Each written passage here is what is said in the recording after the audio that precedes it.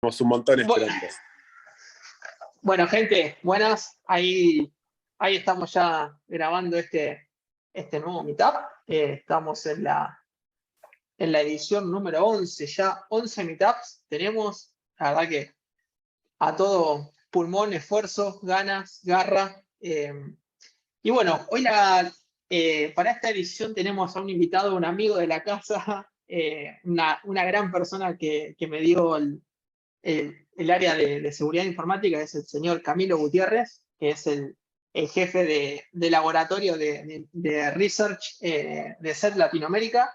Para que los que no conozcan, él es la empresa que por ahí lo que más lo pueden ubicar es el antivirus que en sus inicios por ahí se llamaba ESET No 32. Bueno, hoy son muchísimas herramientas que brinda la empresa. Pero bueno, Cami, gracias por tu tiempo, por la buena predisposición, por estar. Bueno, no, Nachito, muchísimas gracias por la invitación. Después de varios idas y vueltas, por fin pudimos coordinar. Es Nada, verdad, porque estabas eh, afuera, siempre viajando, siempre sí, ocupado. siempre había algún viaje, siempre había algo que, nada, por ahí enredaba la situación, pero bueno, aquí estamos para hablar nada, con ustedes, también contarles un poco de lo que hacemos, de cómo lo Mm. hacemos, y nada, también como que abrir un poco el panorama del mundo de la seguridad, que si bien es un mundillo chiquito dentro de todo el mundo de la tecnología. Hay también un montón de cosas ahí adentro. Y bueno, también está la parte defensiva, o la parte blue, como también se empezó a llamar hace un tiempo. Se- de este lado también de la seguridad, que tiene sus cosas. No vamos a romper infraestructura, a romper redes, y eso, pero bueno, también vamos a No, hacer pero sus cositas. me dejas una muy linda intro, Cami, porque después de haber trabajado juntos en esa empresa, habiendo pasado por el laboratorio, si bien uno por ahí decís, bueno, seguridad ofensiva, seguridad defensiva, uno sabe que está relacionado porque cuando uno rompe tiene que saber defender y todo eso, pero digo, me consta que aprendiendo, por ejemplo, de técnicas de análisis de malware, eh, que uno puede aprender o por lo menos abrir muchísimo la cabeza de cómo es en la vida real el mundo no vamos a decir el pentesting porque no sería pentesting, sino sería más bien ciberdelito, porque ya sería un ciberdelito. Pero ¿cómo es que se trabaja? ¿Cómo es que trabajan estas personas con malas intenciones? Porque obviamente buscan algún rédito económico o algún tipo de información. Y utilizan técnicas muy innovadoras, muy creativas, que muchas veces terminás diciendo, macho, si pusieras el mismo énfasis Esa que pones creatividad. para esto, para trabajar, eh, pero Sí, bueno, sería bastante. sí, creo que se puede aprender bastante, Camilo, porque, digo, por ahí uno dice, bueno, análisis de malware, bueno, no sé si es lo mío, no sé si me gusta, pero en realidad puedes aprender muchísimo de pentesting haciendo esto. Y la verdad que sí, porque, a ver, digamos que particularmente lo que nosotros en el equipo hacemos es tratar de entender precisamente cómo funcionan las amenazas informáticas, cómo hacen los cibercriminales para propagar sus campañas. eh, Obviamente, de quizás lo más básico, que son, bueno, cómo utilizan la ingeniería social para propagar las campañas, armar los correos, cómo los envían, y también cómo van utilizando diferentes técnicas para lograr su objetivo. No sé, yo me acuerdo quizás cuando arrancaban el equipo de SET, me acuerdo que esas primeras campañas que habíamos por allá hace unos 10 años, eh, eran campañas que iban, no sé, un correo electrónico y ahí mismo iba en el archivo adjunto, iba la amenaza, ¿cierto? El binario, el ejecutable. Si el usuario lo descargaba, doble clic, a lo sumo era un punto zip o algo así, listo, infección, la máquina.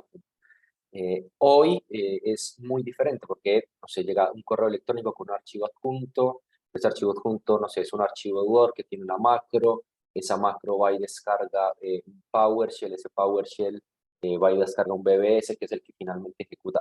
Entonces, nada, o sea, como que se va complejizando mucho la forma en la que se propagan ese tipo de campañas, y ayuda a eso, a entender qué es lo que tratan de hacer los cibercriminales precisamente para vulnerar la seguridad o la forma en la que se defiende un usuario o una empresa. Entonces, si uno empieza a tener eso un poco más claro, pues ya vas a ver qué es lo que utilizan ellos y qué es lo que uno como, digamos, no sé, pentester o como la parte ofensiva podría ir a buscar ese tipo de debilidades dentro de las organizaciones para que precisamente no vayan a ser aprovechadas de manera maliciosa. O lo que se dice, mejor esa frase que se decía cuando hablábamos de este tipo de protecciones o de servicios, que es, ok, ¿qué es lo que hace un analista de seguridad, un pentester? Es tratar de encontrar el error, la falla, la vulnerabilidad antes de que la encuentre un cibercriminal o la pueda aprovechar un cibercriminal. Entonces, es un poco eso también, ¿no? Que creo que Sí, complementa bastante bien la balanza. Entender y por lo menos tener en la cabeza cómo es que funcionan esos cibercriminales. no, eso está buenísimo, Cami. Y como decís vos, o sea, con el correr del tiempo se va complejizando. Obviamente, con el correr del tiempo, de hecho, mientras estamos hablando, están surgiendo nuevas vulnerabilidades. Los cibercriminales descubren nuevas vulnerabilidades que son explotadas en el mundo real y obviamente se automatizan. Acordémonos, ¿no?, del caso de WannaCry. No sé si se acuerdan cuando fue la infección en Telefónica, que fue una vulnerabilidad bueno, que venía de una herramienta de explotación de vulnerabilidades no recuerdo exacto si era el FBI o la NSA, pero básicamente se aprovechaba de un zero day en sistemas Windows y después Normal, eso ¿no? se automatizó Ya en un sé. script que Sí, de la infectaba toda una NSA. red con ransomware. Claro, y eso fue, digamos que Guanacaray, o sea, dentro de todos los desastres que generó y todos los problemas que generó, tuvo varias cosas, digamos, o que hoy por hoy uno podría decir, bueno, positivas. Bueno, por una parte, eso de que se empezara a hablar mucho más de los códigos maliciosos del ransomware, o que las empresas por lo menos los empezaron a tener mucho más en cuenta, que se preocuparan por entender cómo funcionaban esas amenazas y que no era simplemente, ah, no, ya tengo un antivirus, tengo un backup, el firewall está configurado y listo, ya está todo bien, estoy seguro. Pero nos empezó a hablar un poco más o por lo menos en la prensa, eso genera también que la gente en general se empiece a poner un poco más alerta con esos temas. eh, y eso fue algo positivo. Y bueno, también lo que demostró WannaCry, que es esto que vos mencionabas, como que aprovechando una vulnerabilidad, que incluso en ese momento ya estaba el parche de actualización, solamente que no se había aplicado. Bueno, ya eso es cosa de cada empresa cómo se maneja, pero como con un código malicioso pudieron llegar a infectar una empresa o mucha parte de empresas grandísimas, y bueno, el gran problema que generó eso en su momento. Bueno, WannaCry explotaba la vulnerabilidad conocida como Eternal Blue, y sin ir más lejos me tocó hacer un pentest la semana pasada que tomé control de una red en 2 países gracias a Eternal Blue, o sea que todavía sigue estando vigente. Y, Eh, y y a ver, ahora, sí, es muy loco eso que vos mencionás, porque o sea, nosotros dentro del equipo de investigación tenemos acceso a telemetría, digamos, asociada a los productos de SET, y vemos, o sea, no sé, analizar, por ejemplo, cuáles son los códigos o los exploits, mejor, que más se ven o que más detecciones tienen en Latinoamérica. Encontramos CVE de 2012, de 2011, de 2017, es decir, o sea, vulnerabilidades conocidas para las cuales existen parches de actualización, pero que seguimos viendo detecciones de exploits que tratan de aprovechar esas vulnerabilidades. Entonces, claramente lo que vos decís, y también tú viste lo que vos comentabas, que lo viste hace un par de semanas también con algunos clientes. Entonces, también es un poco eso, que está bien, o sea, hablamos mucho de esta parte ofensiva, de qué hacer, cómo explotar y demás, pero quizás a la larga, esa parte de esa actualización que se debería hacer, pareciera que todavía falta bastante información. sí, ahora es increíble, ¿no? Porque acá es donde aparece, se dan 2 cosas, ¿no? porque hasta, como decías hace un rato, Cami, hasta el momento de la aparición por primera vez, o por lo menos de las primeras veces de lo que es el ransomware, vivíamos en un mundo de sensación donde todo estaba seguro, o por lo menos más seguro que ahora. Y en mi opinión personal, esto ya es una hipótesis personal mía, es porque obviamente hasta ese momento estaban los códigos maliciosos que se encontraban circulando. Eran códigos maliciosos que lo que hacían era buscar, trataban de pasar desapercibidos la mayor cantidad de tiempo posible dentro de un sistema. Obviamente, cuanto más perdura en ese sistema, mayor es la cantidad de información que puede llegar a robar o comprometer. Ahora, cuando aparece el ransomware, es algo completamente diferente porque automáticamente se infecta, automáticamente se hace visible al usuario, porque obviamente los otros códigos maliciosos empleaban técnicas de ocultación, de esconder procesos y trataban de pasar lo más desapercibido posible. El ransomware es todo lo opuesto y acá aparece una paradoja muy loca porque es la paradoja de la criptografía aplicada por excelencia, porque digo, se empiezan a usar los algoritmos de cifrado correctamente para hacer actividades maliciosas, ¿sí? Pero, Entonces, sí, no, no, dale, dale. no, dale vos. No, que bueno, eso que decías, el tema del uso o cómo ha ido cambiando, cómo ha ido evolucionando el ransom, que nada, o sea, quizás hace 5, 6, 7 años, sí a uno le tocaba analizar una pieza de ransomware para ver si podía llegar a descifrar los archivos y demás. Por ahí se podría llegar a tener suerte, porque capaz esa familia de ransomware utilizaba un cifrado simétrico y la clave estaba quemada dentro del mismo código, entonces por ahí después de dar muchas vueltas podías dar con la clave, saber cuál era el algoritmo y descifrar los archivos.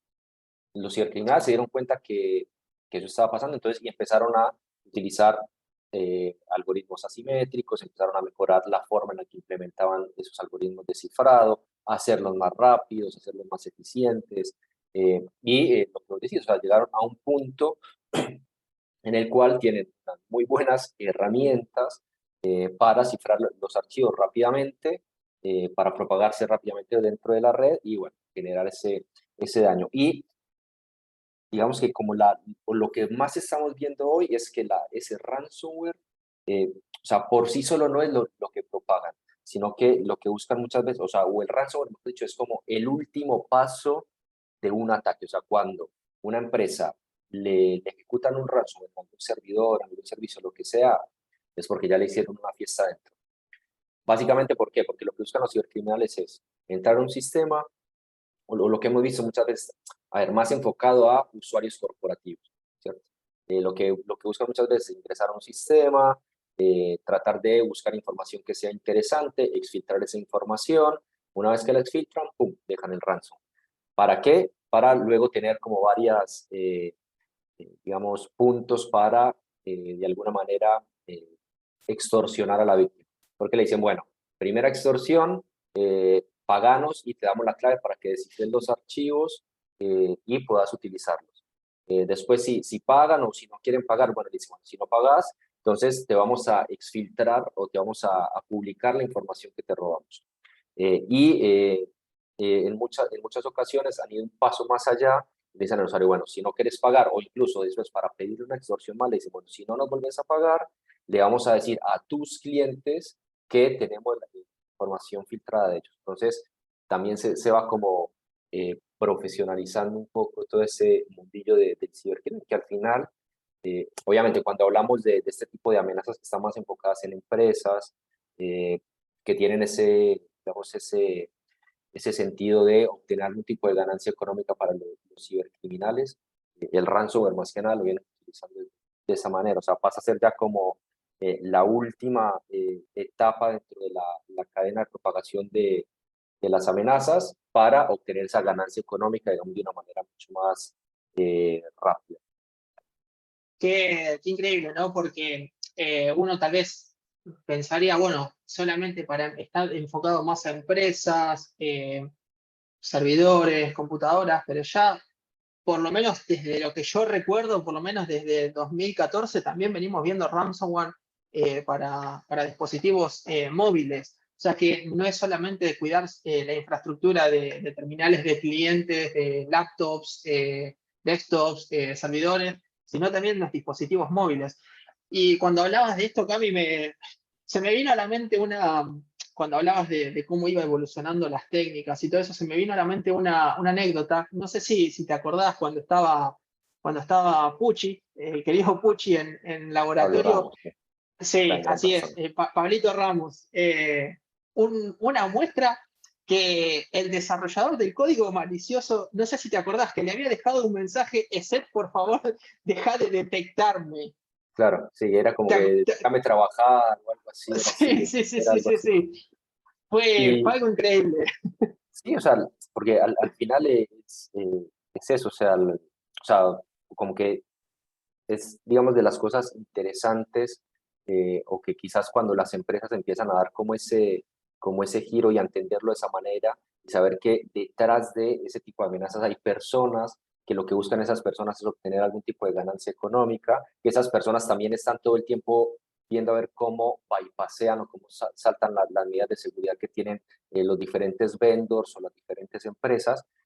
Y ahí, bueno, toma sentido esto que siempre hablamos que es como una carrera, ¿cierto? Del gato y el ratón, ¿cierto? Donde, bueno, sale la amenaza, bueno, se ponen los controles y ya, ¿cierto? Y así nos vamos yendo. Pero sí, o sea, y ahí en el último tiempo, particularmente en Latinoamérica, ese mundillo del cibercrimen ha venido creciendo. Eh, nada, quizás eso cuando lo que vos mencionabas ahora, de ese comentario que le dejaron digo, ¿cierto? A ESET, estaba en inglés, era un código malicioso que quizás no era muy de la región, pero hoy por hoy vemos ese mismo tipo de comentarios o ese mismo tipo de amenazas, no sé, que vienen de Brasil o que vienen quizás acá también de países de Latinoamérica. Y nada, te das cuenta que también, ¿cierto? Ha ido creciendo y ya no es solamente algo único, no sé, de los rusos o los gringos o los chinos, ¿no? Sino que ya están acá y claramente están operando y tratando de obtener esas ganancias económicas a costa, obviamente, de la seguridad de muchos usuarios. Qué interesante. Me acuerdo, tengo lindos recuerdos de cuando se armaban ahí en las oficinas de SET que había computadoras exclusivamente dedicadas para seguir las campañas, para ver cómo iban actualizando los malwares, los features que les iban actualizando. Era como muy interesante porque teníamos una red de laboratorio exclusivamente para eso, con computadoras exclusivamente para eso, y era muy loco porque era, che, mirá lo que salió, y era como todos juntarnos re nerds a ver qué era lo nuevo que había deployado el ciberdelincuente y como que analizando técnicamente, había cosas muy divertidas, no, dicho técnicamente, ¿no? Sí, obvio, pero, o sea, y sí, y es eso, o sea, te vas, o sea, uno se puede ir dando cuenta de cómo van evolucionando esas amenazas, no sé, o quizás cosas que nos han pasado en el último tiempo, que por ahí se hace la disrupción de una botnet, no sé, se identifican cuáles son los servidores que están asociados con determinada amenaza, se dan de baja, entonces quizás no volvés a ver detecciones de esa amenaza por 1 o 2 meses, pero después de eso ves cómo vuelve a aparecer alguna amenaza similar o parecida, pero por ahí utilizan algún otro tipo de técnica o están utilizando otros servidores o algún otro tipo de servicio por ahí que sea más difícil de dar de baja. Y nada, o sea, vas viendo cómo van cambiando y cómo van evolucionando también ese tipo de grupos y quizás algo o de las cosas más interesantes también que me ha parecido que hemos encontrado en el equipo de investigación de SED en el último tiempo tiene que ver con los troyanos bancarios, que son amenazas que están enfocadas en tratar de robarle información financiera a los usuarios, ¿cierto? Eh, Suplantando, o sea, básicamente lo que hace es cuando el usuario abre su navegador y trata de ingresar a su banco, el código malicioso detecta que estás tratando de ingresar al banco y te levanta una ventana falsa, igualita a la del banco, vos accedes a toda la información, pum, te la roban. Básicamente funciona así. En el último tiempo lo que se hizo desde el equipo de SED, eso fueron los checos, la gente de República Checa, tomaron 12 de esas familias, las empezaron a analizar y se dieron cuenta que habían muchas cosas en común en esas 12 familias, en la forma en la que se propagaban, la forma en que buscaban escalar privilegios, la manera en que trataban de explicar la información. Nada, había muchas similitudes entre esas familias y la conclusión a la que llegamos es, bueno, dentro de ese mundillo claramente hay mucha colaboración, o sea, la gente que está allá adentro o se comparte o sea, se comparten sí partes de los códigos maliciosos, o quizás era un grupo y alguien se va y se lleva el código, lo mejora, lo transforma, pero hay como mucho dinamismo alrededor de la propagación de esta amenaza, y eso es quizás también lo que, o la necesidad de este tipo de espacios. Entonces, ok, si los malos están organizados, se comparten información y demás, bueno, nosotros que somos los buenos, pues bueno, también debemos estar como en esa tónica. Pero nada, es una investigación, la verdad, bastante interesante, que fueron, o sea, 12 familias y ver eso, o sea, cómo hay esas similitudes, es bastante curioso. Y también recuerdo hace 10 años, quizás cuando arranqué en ese, eh, me acuerdo que se hablaba de troyanos bancarios, pero solamente en Brasil. Y las detecciones que teníamos eran solamente en Brasil. Y de repente empezamos a ver en México, después empezamos a ver en Chile, en Argentina, en España, en Colombia. Entonces, como que, y las mismas familias que en su momento habíamos visto en Brasil, es decir, claramente o agotaron el mercado en Brasil o estaban buscando otras formas, o son otros grupos que están utilizando las mismas herramientas, pero nada, o sea, es un mundillo muy activo el que hay ahí, y claramente la necesidad de entender cómo funciona para obviamente saber cómo protegerse.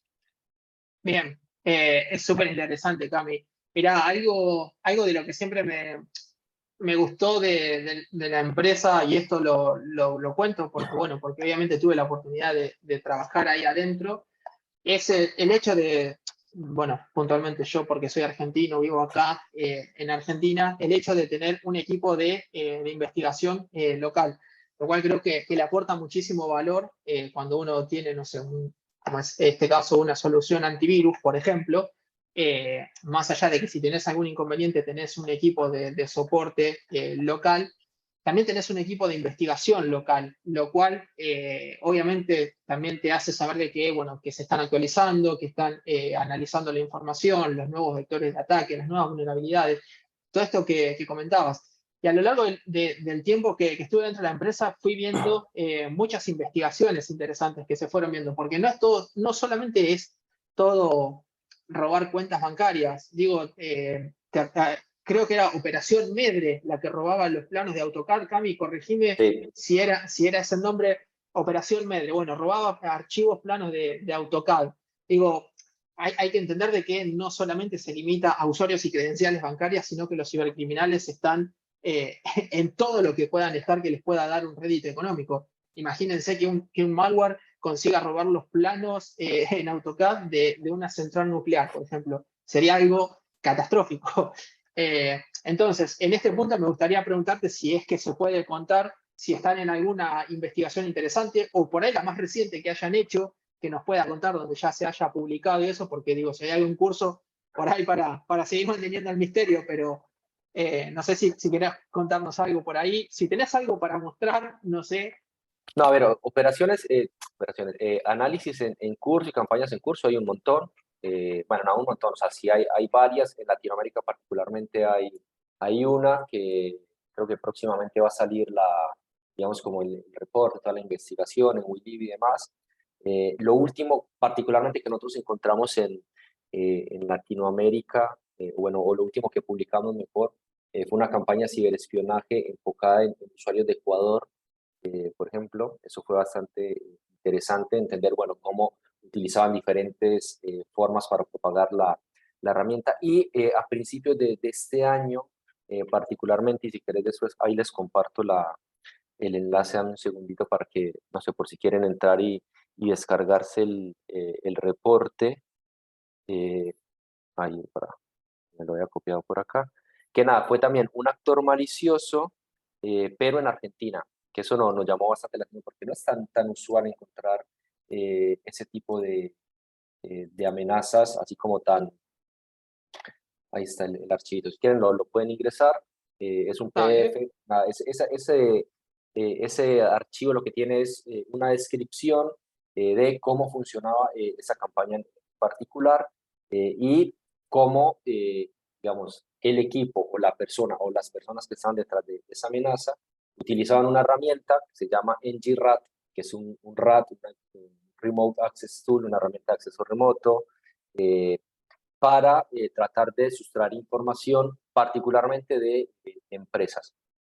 Nada, y ahí está, digamos, descrito cómo, no sé, funcionaba el tema de la campaña de correo electrónico, qué es lo que descargaba, ¿cierto? Y como toda esa cadena de infección, que bueno, particularmente es algo que en el último tiempo hemos encontrado bastante en Latinoamérica, que utilizan mucho script de PowerShell, de Visual Basic Script, para instrumentalizar esas amenazas, y al final obviamente siempre terminan descargando alguna herramienta, por lo menos en Latinoamérica lo que más vemos es que descargan alguna herramienta que suele ser un RAT o algún malware de ese tipo, pero que ya es bastante conocido, que quizás por ahí está liqueado en algún foro, no sé, de la Deep Web, o incluso algunos los venden, o que también muchas veces en GitHub, o GitHub se pueden encontrar muchas de estas herramientas. Entonces hay gente que se arma de alguna manera como sus campañas y empiezan a propagar este tipo de amenazas y claramente están robando información. Esta particular esta que les compartí de LuxPlay, que es un actor malicioso en Argentina, apuntaba precisamente a eso, a tratar de extraer información, y nosotros por lo menos lo encontramos en entidades de la región de Argentina, en empresas de Argentina. Así que nada, bueno, ¿viste? Esto es más o menos lo que te comentaba ahora, de cómo, nada, tienes un correo electrónico que tiene un archivo .zip, tiene un archivo PBS, que nada, es el que se encarga de ejecutar el script de PowerShell, que se conecta a una URL, de ahí se descarga la amenaza, la ejecuta y, bueno, obviamente al final, pues termina infectando el dispositivo del usuario para robar información de lo que teclea el usuario, archivos y demás.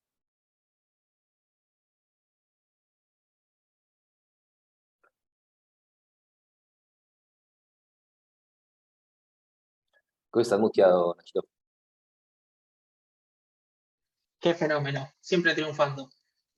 Ahí Ari nos pregunta, dice, fíjate, se me fue, ¿la pandemia ha logrado aumentar el número de ciberdelitos o se mantienen al mismo porcentaje que años anteriores?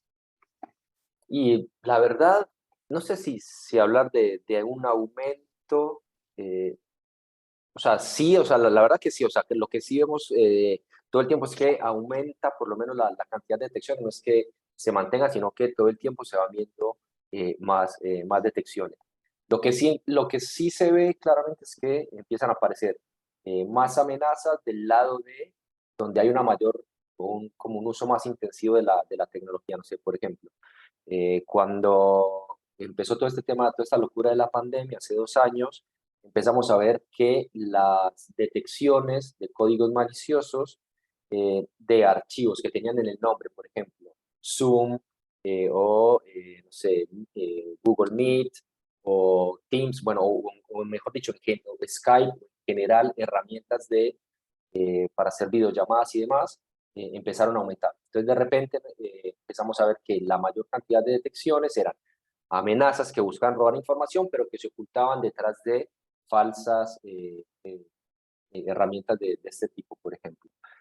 No sé. Entonces, lo que sí vemos es lo que los cibercriminales se acomodan o utilizan mejor o se aprovechan de lo que se ve el día a día, lo que utilizan los usuarios en general para poder realizar o perpetrar mejor sus ataques. Y ahí, eso es lo interesante de cómo, digamos, analistas o como investigadores en temas de seguridad, estar atentos, conocer ese tipo de características, obviamente como para saber qué es lo que deberíamos hacer para protegernos, ¿no? No sé, en este caso, o de saber, bueno, utilizan herramientas de PowerShell, de Visual Basic, de Script, ejecución de binarios, bueno, se tienen todos los controles para poder identificar ese tipo de características. O también está el otro lado, lo que se podría ver también, ok, ¿cómo es que actúan ese tipo de actores cibercriminales? digamos, para el caso de equipos más ofensivos, bueno, se podría llegar a implementar ese tipo de herramientas dentro de los ejercicios de Pentest o de Red Team y Dale. de alguna manera también garantizarle a esas empresas, mira, sabemos que los cibercriminales utilizan estas técnicas, nosotros las probamos, con estas pasamos, con estas no pasamos, con estas podemos llegar hasta tal punto, bueno, ¿cierto? De ahí un poco también, creo que, nada, en el mundo de la seguridad también marca un poco hacia dónde se empieza a mover todo este tema de, bueno, cómo hacer los análisis, cómo hacer los informes y también algo que al final le termine siendo interesante a la empresa también. Interesante, Cami. Interesante todo esto que contás y qué loco que, bueno, con todo lo que decís que van evolucionando las amenazas y todo lo que tiene que ver con los códigos maliciosos, que todavía siga tan vigente el phishing. Es increíble. Es increíble. De hecho, todos los días me llegan correos diciendo intentos fallidos de inicio de sesión de Hotmail o no sé, de las redes sociales. De hecho, a mi señora le llegan del banco, de distintos bancos, pero es una catarata que llega todos los días. Digo, y uno por ahí porque está en el tema y obviamente se dedica a esto y sabe discernirlos, pero digo, de una campaña que, no sé, que lancen a 100 usuarios, con que caiga un usuario que esté desprevenido, Ya, eh, ya es ganancia para ese totalmente, tipo de ataques, obvio. Y, totalmente.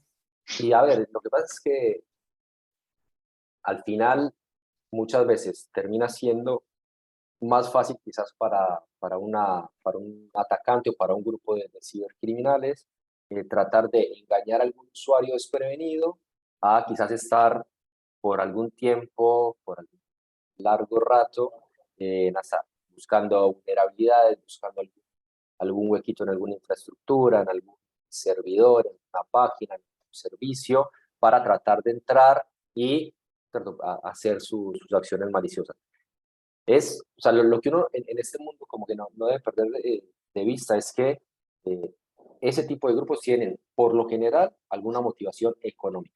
Entonces, ellos de la manera en que puedan sacar más rápido eh, la plata, el dinero de sus ataques, pues obviamente mejor.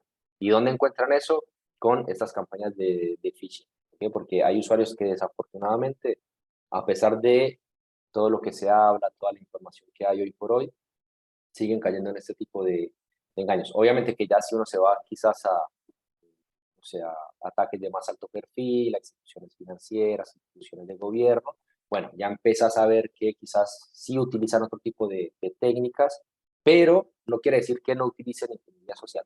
La siguen utilizando. De hecho, hay una investigación muy interesante o una amenaza muy interesante, o un grupo mejor que se llama Machete, que se empezó a describir o se empezaron a ver las operaciones por allá en 2012, 2014. Me Eso acuerdo. lo encontró primero la gente de Kaspersky. Ellos hicieron nada, describieron muy bien qué hacía, cómo funcionaba y demás. Y nosotros en ESET hace un par de años vimos que volvió a estar activa la amenaza, que habían cambiado, que habían evolucionado las herramientas que utilizaban para hacer el robo de información, enfocado a entidades de alto perfil, podríamos decirlo, entidades de gobierno, más que nada. Y, o sea, a pesar de esa evolución en la forma en la que funcionaba la amenaza, la manera en la cual trataban de obtener nuevas víctimas seguía siendo el phishing. O sea, por más que código malicioso que utilizaban para espiar lo hubieran ido cambiando, fuera más Claro, robusto, más difícil de detectar, quizás la misma forma de operar también un poco más silenciosa, pero la forma en la que seguían tratando de obtener víctimas seguía siendo el phishing. Entonces, obviamente que ahí hay un trabajo también muy grande. Incluso tengo grandes amigos también que trabajan en el mundo de la seguridad ofensiva y cuando los ponen a hacer sus trabajos de red team, que bueno, que tienen que llegar hasta determinado objetivo, muchas veces la forma más fácil de obtener ese acceso inicial suele ser a través de ingeniería social. Entonces, nada, eso habla también de la necesidad de seguir insistiendo, de siempre hablar de estos temas en las empresas, la concientización, que bueno, quizás a algunos les parece como un cuento rayado, pero que Creo que Sí, no hay de otra, de insistir, insistir, insistir. Si bien ahora se empieza a hablar mucho de muchas tecnologías, quizás como para empezar a detectar cuando hay un comportamiento inusual, de ayudarle quizás un poco más con tecnología a los usuarios para que se pueda detectar ese tipo de engaños muchísimo más fácil, ¿cierto? La incorporación de inteligencia artificial a las soluciones y demás. eh, Todavía sigue siendo muy necesario que la gente sea consciente que existen las amenazas para poder protegerse, porque si no, eso va a seguir siendo totalmente, Cami. una A fiesta ver, para ellos. algo que veo bueno es, por ejemplo, en el caso de los bancos, hay uno que no voy a decir nombre, pero en color que lo representa es el color naranja, que hace mucha campaña de concientización, porque digo, ¿te acordás que hace un par de años se le decía a la gente, puntualmente para el caso de los phishing, presta atención que en la página arriba tiene que tener el candadito con el HTTP, tiene que decir la S? Eso evolucionó, los cibercriminales también usan certificados, es decir, ya está, ya no se puede usar más eso. Digo, nosotros que por ahí estamos en contacto con computadoras todo el día, hablamos del tema de la concientización, capacitación dentro de las empresas. Ahora, ¿qué pasa con la gente que no trabaja en empresas, que no tienen acceso a esas capacitaciones, que por ahí no está? Digo, mi mamá, la abuela de alguno de ustedes, gente que por ahí usan el teléfono para hacer sus cosas, entendieron cómo hacer operaciones, pero por ahí les cuesta entender todo este tema de el ciberdelito, de que los atacantes buscan tratar de parecerse cada vez más al sitio oficial o tratar de evadir esos controles que uno puede hacer a simple vista. A ver, incluso, no sé si recordás cuando salió el tema creo que era Punicode, que vos podías tener dominios que utilizaba caracteres, creo que eran griegos, que utilizaban unos pequeños puntitos por debajo Cirílico, sí. y se veía, o sea, el dominio vos lo leías y era igual al oficial. Ahora, tenía unos puntitos de debajo que pasaban como una mancha en la pantalla, honestamente. Y si no lo miraba dos veces, capaz que te accedías. Entonces digo, estamos en una carrera que va evolucionando muy rápido, nosotros estamos constantemente actualizándonos.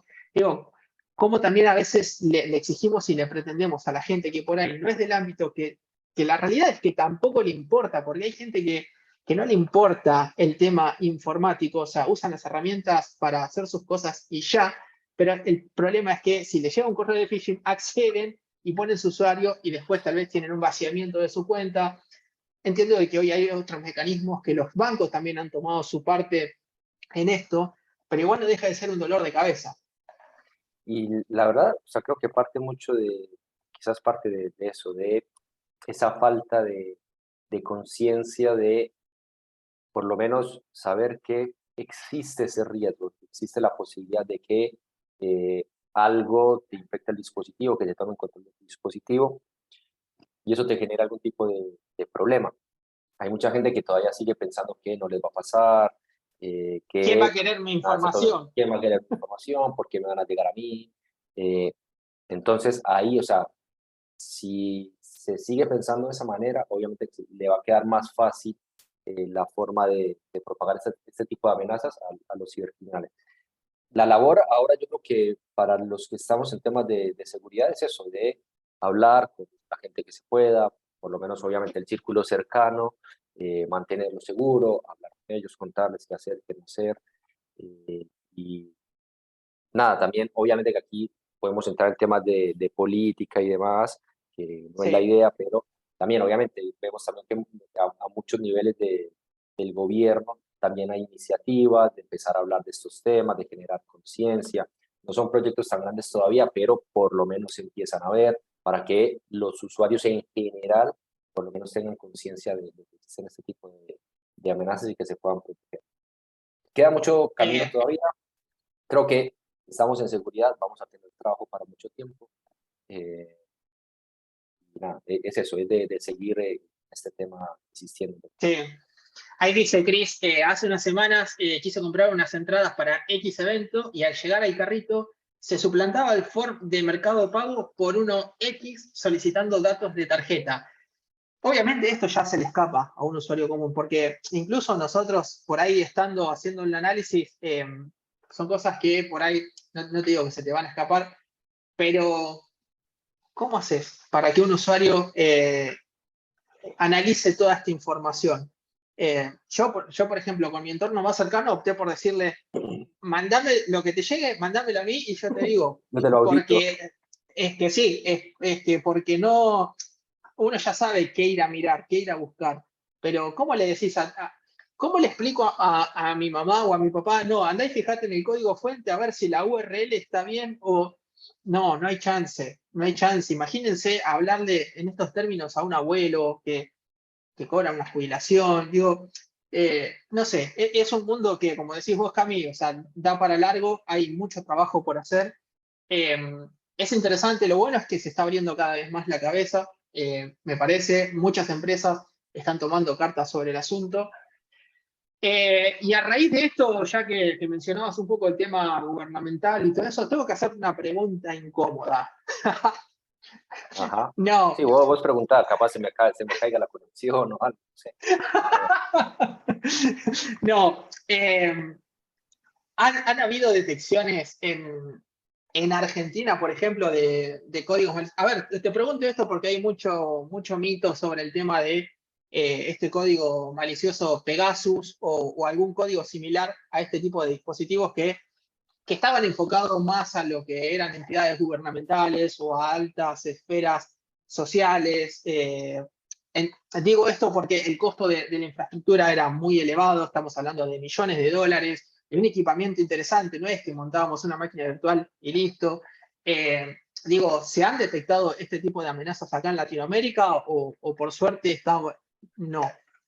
Bueno, ahí con Pegasus pasa algo que es como, o sea, es, digamos, como otro nivel en este mundo del cibercrimen, porque quizás lo que veníamos hablando hasta ahora era más algún tipo de motivación económica, no sé, para propagar un troyano bancario, dejarle un ransomware en la empresa, exfiltrar información para luego hacer algún tipo de extorsión. O sea, iban más como en ese sentido, o sea, ganancia económica. Ahora, Pegasus, como decía, ya es una herramienta que es costosa, que no, o sea, no es que yo pueda ir y contactarlos y decirles, che, quiero comprar la herramienta, ¿cuánto vale? No, está más enfocada a que la usen otro tipo de entidades, de empresas, está asociada también a países, ¿cierto? A países que compran esa herramienta para, en algunos casos, como bien lo dicen, para hacer control de eh, determinados tipos de personas, pero también lo hemos visto en países como México, que lo utilizaban quizás para espiar a periodistas, ¿cierto? Para controlar periodistas. Entonces, ahí es donde quizás se vuelve un poco complicado el panorama. Por lo menos nosotros en Latinoamérica hemos visto actividad más del lado norte de Latinoamérica, por allá por lados de México, Centroamérica, hemos visto algunas detecciones de Pegasus. Por estos lados, por estas latitudes del sur, no, no quiere decir que no haya, porque bueno, obviamente Claro. yo te puedo hablar por lo que vemos nosotros en ESET, lo que obviamente es acotado a lo que nosotros podemos ver. Quizás si vas con alguna otra empresa de seguridad, ellos te van a decir lo que ven desde su lado, desde su telemetría, y nada, por ahí es posible que alguno en algún momento haya visto ese tipo de detección. Nosotros, por lo menos acá, en esta región, no lo hemos visto todavía, sí lo vimos más por el lado de México. Hemos visto acciones también de ciberespionaje, lo que les mencionaba ahorita de Machete, pero también eso por el lado de Colombia, Venezuela, Ecuador, Nicaragua. Y bueno, acá en el sur hemos visto actores cibercriminales, pero más enfocados quizás en este tipo de amenazas. Que hayan de lo otro, capaz que sí, nada, seguiremos buscando, en algún momento las encontraremos y bueno, ahí veremos qué hacer, ¿no? Bien. Gente, ¿alguien tiene alguna pregunta para Cami que le quieran hacer sobre malware, sobre detecciones, sobre campañas? Camilo está abierto a escuchar y responder preguntas, son libres. Obvio, sí, obvio, sí. Que nada, o sea, igual que está bueno, igual nada, se den una pasadita por este mundo del análisis de malware, y también lo que hablamos ahora al principio, también el entender cómo funcionan este tipo de amenazas, también quizás les puede servir a ustedes después para modificar las mismas técnicas y herramientas que utilizan quizás para hacer algún tipo de pentest o para hacer algún tipo de análisis, y bueno, de ahí obviamente tomar algún tipo de buena práctica, por decirlo de alguna manera, o alguna práctica que saben que utilizan para eso. No sé, quizás, bueno, se me viene ahora a la cabeza la gente de Conti, también este grupo de cibercriminales, que en algún momento se les filtró los manuales que ellos utilizaban para darle a las personas que trabajaban para ellos, y era básicamente un manual de, ok, descargate tal herramienta, tira tal comando, o sea, y todo el paso a paso para poder acceder o romper una infraestructura, romper un servidor y dejar el ransomware ahí. Entonces, nada, creo que también son formas quizás de aprender o de entender mejor cómo operan esos para, bueno, saber qué es lo que deberíamos ir a buscar a alguna infraestructura. Totalmente, totalmente. Yo siempre digo que ese tipo de aprendizaje, primero que el saber no ocupa lugar. Y aparte, abrir la cabeza siempre está bueno, sobre todo en esto, porque siempre te vas a ir encontrando con distintas infraestructuras, distintas plataformas, tecnologías. Entonces está bueno saber un poco, porque de las experiencias de los demás uno aprende también. Entonces, no sé, te encontrás con algo que viste no sé, sin ir más lejos. Nosotros hacemos los meetups de Hack the Box. La realidad es que yo como penetration tester, desde que empecé a resolver máquinas en Hack the Box, empezó a aumentar. A ver, no es que yo sea un pro ni nada, no, estoy muy lejos de eso, pero sí me fue dando muchísimas herramientas y conocimientos de explotación de vulnerabilidades que antes no tenía. Entonces me empezó a abrir la cabeza, me empezó a amigar con otro tipo de herramientas, me ayudó a ser un poco más, no sé si invisible, decirlo de alguna manera, pero de cierta forma un poco más sigiloso. Entonces, todo ese tipo de cosas como aprendizaje creo que están buenísimas y creo que está bueno aprovecharlas. Hoy por hoy con el tema de Internet tenemos acceso a toda esa info y está fantástico. Sí, y más creo que hoy por hoy que el tema del pentest como tal empieza, claro, como que empieza quizás a cambiar un poco la filosofía, y bueno, ya que se empezó a hablar esto del Red Teaming, del Blue Team, del Purple Team, bueno, y como que empezar a hacer algo quizás más dinámico y que no sea únicamente, ok, 2 semanas voy a estar con alguna herramienta, tratar de ver cómo trabajo por donde entro y te paso un informe de todas las vulnerabilidades que creo que se va a seguir haciendo, se tiene que seguir haciendo, pero quizás ya hay muy buenas herramientas que quizás las pones a correr, te tiran un informe eh, Sí, y ya se empieza a trabajar más quizás en, ok, esto, ¿qué tipo de seguridad tiene una empresa? ¿Qué tipo de medidas de seguridad? Bueno, vamos a articular y a entender, bueno, cómo funcionan los cibercriminales, qué tipo de técnicas, qué tipo de tácticas utilizan. Ahí empieza a aparecer este framework de Mitre, ATT&CK, que también empieza a describir cuáles son esas diferentes técnicas y herramientas, y empezar a trabajar en eso. Bueno, no sé, algo que queríamos empezar a hacer en nuestro equipo es precisamente eso, de ver, no sé, un actor cibercriminal en Latinoamérica, cómo funciona, cuáles son los pasos que utiliza para propagar su amenaza. Y si vamos contra una empresa, decirle, bueno, vamos a probar estas técnicas o esta forma que sabemos que son las que utiliza un actor cibercriminal y ver si lo que vos tenés, la forma en la que está configurada tu infraestructura, es capaz de detectar o identificar ese ataque. Si no, bueno, vamos a ver cómo lo puedes llegar a organizar. Creo que ahí es donde se vuelve un poco más interesante este trabajo de seguridad, cuando empiezas a articular los trabajos de las dos áreas, digamos. totalmente, totalmente. Aparte también un poco, también como decías vos, Cami, el hecho de ver cómo se empiezan a ejecutar estas amenazas, también empiezan a ayudar a abrir la cabeza a qué cosas podría hacer uno cuando gana acceso a un sistema, cómo automatizar parte del penetration testing, porque digo, si, volviendo un poco al tema que hacíamos hincapié al principio de WannaCry cuando tomó control en Telefónica. Digo, si uno lo piensa en frío, no más que un script que lo que hace es buscar una versión vulnerable dentro de una red y si es vulnerable, hace cierta cosa. Digo, eso se podría trasladar tranquilamente a un script. Y digo, por ahí hoy, eso, a ver, existen herramientas, ya hoy está todo más automatizado. Pero a modo de ejemplo, digo, cómo tomando cierto comportamiento, ciertas cosas se pueden trasladar al mundo del pentesting, donde uno también le puede aportar valor, ¿no? Claro, y yo creo ahí es donde se vuelve como más interesante todo, porque quizás un tiempo atrás el Pentest estaba más enfocado en esto, en eh, por ahí correr algunas herramientas y tomar esos resultados, entender qué es lo que había, verificar si iba, si no iba, si era un falso positivo, si realmente existía, si se podía explotar. Y bueno, entregarle ese informe al cliente y que le trabajara en toda la remediación y todo lo que parte de ahí era.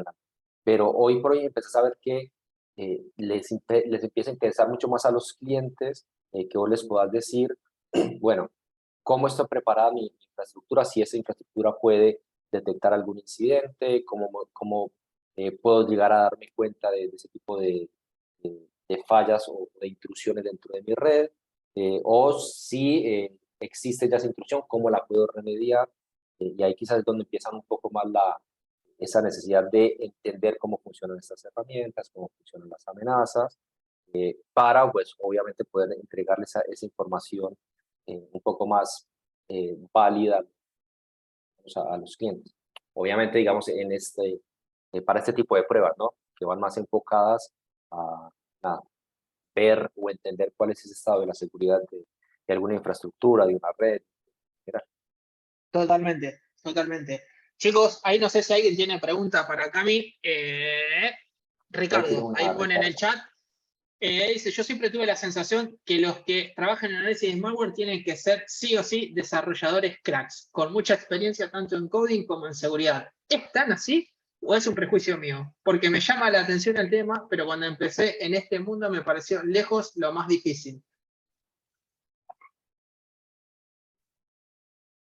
Lo de desarrolladores, a ver, obviamente, si venís de ese mundo, te va a ser muchísimo más fácil, digamos, engancharte con esto, pero, o sea, toda la parte de reversing, o sea, llegar hasta, quizás hasta el código en Assembler y entender qué es lo que hace y demás, es una de las técnicas que se pueden utilizar, pero en muchos casos también, no sé, está toda la parte del análisis dinámico, de lo que hablamos al principio, de dejar una muestra corriendo en un entorno controlado y empezar a entender cuál es el tráfico, qué es lo que genera, dónde trata de comunicarse, cómo es esa comunicación. Entonces, ahí no es necesariamente la parte de reversing, sino que va más enfocada a la parte de networking, de poder entender, de capturar ese tráfico, de analizarlo. También, obviamente, está la parte de scripting. También, o sea, hoy por hoy se ve mucho de PowerShell, de Visual Basic Script. Eh, entonces, nada, obviamente que lleva tiempo, eh, pero es una curva que se va adquiriendo. Y si ya, obviamente, si la persona que se quiere meter en este mundo trae algún tipo de background, sea en desarrollo, sea en la parte de networking. Bueno, de hecho, una de las personas que está hoy en el equipo, que está como malware researcher, viene del mundo del pentest, o sea, viene del lado ofensivo y ahora se pasó al lado defensivo. Y obviamente que también son conocimientos totalmente complementarios. Entonces, Claro. nada, si ya tienes alguna noción, si has trabajado en temas de seguridad desde el punto de vista ofensivo, nada, la idea es incorporar algunas cositas más y te empiezas a meter en este mundo del, de- del análisis de malware. No sé, quizás ustedes en la parte de Pentes, una de las herramientas que entiendo que más utilizan es Guru. Creo que para un montón no sé, sobre todo cuando están haciendo análisis web. Bueno, quizás para análisis de malware, por ejemplo, si es de dispositivos móviles o, bueno, en general de cualquier tipo de código malicioso, también utilizar esa herramienta, pero con otro objetivo. Si ustedes en Pentes la utilizan para tratar de ver si la conexión, tratar de modificar la petición, ver si se puede inyectar algo, romper alguna autenticación, lo que sea. Bueno, en este caso hacemos algo diferente. Bueno, ver si esa comunicación se puede filtrar, entender cómo se está haciendo, si puedes llegar hasta el servidor y descargarte algún otro complemento que hay ahí. Entonces, nada, las herramientas quizás por ahí pueden ser muy similares, solamente que empleadas de otra manera. Y bueno, ya la parte de reversing como tal, pues sí es más de tiempo de estar, de mirar, inventarse un poco en la cabeza, pero nada, si ya venís con alguna Eh, noción, va a ser más ahí, fácil. ahí, ahí, Ricardo, en mi apreciación humilde, te puedo decir que lo difícil del reversing o del análisis de malware va a estar atado pura y exclusivamente a la predisposición y ganas de aprender que tenga. Eh, Hay que entender bueno, que cada persona tiene su tiempo de proceso de maduración para entender conceptos, para entender herramientas, para entender lo que sea que vaya a usar. Obviamente cuando uno está más motivado y cuando tiene la cabeza más abierta y cuando hay más predisposición, uno va a aprender más rápido. De hecho, por ejemplo, yo considero de que yo en lo personal no le saqué el cubo que le podría haber sacado cuando estuve en la parte de análisis de malware. Vi algunas cosas, pero en su momento me pesaba bastante porque sentía que no era lo que me gustaba. Hoy a la distancia siento que lo lamento, porque digo, podría haber aprendido un montón de cosas más. Ya está, o sea, ya pasó. Pero digo, creo que un poco eso de que si tienen que ser cracks o no cracks, para mí creo que no pasa por ahí. Para mí creo que pasa por la predisposición y las ganas de aprender. Hoy hay un montón de tutoriales en YouTube, en Google, tenés un montón de libros, tenés el libro que es la Biblia Practical Malware Analysis, que es la Biblia del análisis de malware, que seguro Cami lo tiene por ahí a mano, que está buenísimo para aprender. Y nada, digo, hoy tenemos acceso a toda la data, a toda la info, y está fantástico. Digo, si tenés las ganas, si lo querés aprender, sí, puede ser que te parezca difícil al principio, pero justamente por eso estamos en esto, para no hacer las cosas fáciles. No, Si pero fuera sí, pero fácil, y sí, obvio, pero igual también, o sea, como que, o sea, si te vas a tirar de un analizar, no sé, una variante de ransomware que por ahí está ofuscada, que no sé, que tiene protecciones de anti-debugging, nada, que es compleja y quieres arrancar por ahí y el grado de frustración va a ser bastante alto, pero no sé, capaz si empezás analizando, no sé, códigos maliciosos que estén en Visual Basic o que estén en AutoIT, por ahí que estén en Python también, eh, va a ser muchísimo más accesible porque, bueno, va a ser dentro de todo más sencillo de compilar ese código, vas a llegar a un script que es muchísimo más fácil de leer, no te vas a tener que ir directamente a Assembler. Entonces, nada, también por ahí se empieza paso a y, paso. claro, paso a paso, y te vas yendo y en algún punto dices como que, ah, buenísimo, esto me gusta, o, bueno, por lo menos tengo ya una idea y lo puedo aplicar a la parte ofensiva, que es lo que más le interesa. Ah, no, sí, no, el tema, ahí como decía Ricardo, el tema del tiempo es quizás lo más complicado, porque sí, obviamente creo que nos pasa a muchos que queremos aprender y saber de un montón de cosas, Claro. pero nada, hay una vida también, ¿cierto? También hay que, Sí, ese es el problema de encontrar el equilibrio. Creo que la gente que estamos en sistemas, no todos encontramos el equilibrio. tal cual, ¿no? Pero Este, bueno, pero está bueno también que quizás ahora, eh, o sea, este tipo de espacios, cuando yo empecé en seguridad, no estaban. Y era Totalmente. quizás más, bueno, que sí, contabas con la suerte de caer en una empresa con gente que supiera del tema y demás, bueno, por ahí te podías empezar a meter. O no sé, o quizás yo tuve también la suerte de, cuando empecé en este tema, de caer en la Eco Party y por ahí también empezar a conocer gente del ambiente y demás, y algo te ayuda, pero hoy, digamos que nada, hay muchos recursos, hay muchas comunidades, y por lo menos esa abundancia de información te da para quizás, bueno, no sé, estoy un tiempito, miro este tema, ok, me gusta, no me gusta, no, pues por ahí no me gusta tanto, entonces, no, Claro. sigue la parte ofensiva, pues. Sí, y entender también un poco, a ver, ahí entiendo, Ricardo, el tema que sí es el tema del tiempo. El tema es que muchas veces cuesta, incluso a mí me pasa también con el tema de los trabajos, es el tema de la priorización.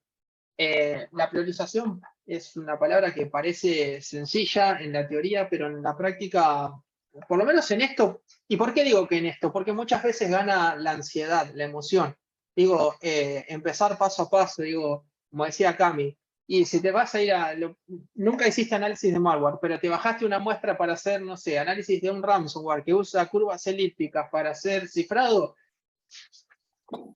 no vas a Sí, entender nada, una goma. no es el Eh, mejor camino. Bueno, o arrancar no, por Crackmis, de algún CTF, exacto. algo que por ahí también te empiezan a dar un poco de herramienta, no sé, empezar a utilizar un debugger, eh, y por ahí, bueno, te vas haciendo a una idea y luego hacer ese paso a analizar binarios, códigos maliciosos, pues obviamente que se Claro. va a hacer más fácil, pero sí es un caminito. No, nada que agradecer, Ricardo. ¿Alguien más tiene preguntas que le quieran hacer a Cami? Yo, igual, por las dudas, meto bocado, me meto. Hablo como si supiera. están todos muy callados, están tímidos. Sí, no, qué buenísimo todo lo que compartís, Camilo. Sí, las experiencias creo que son lo que nos gusta a todos, ¿no? Queríamos escuchar un poco de eso.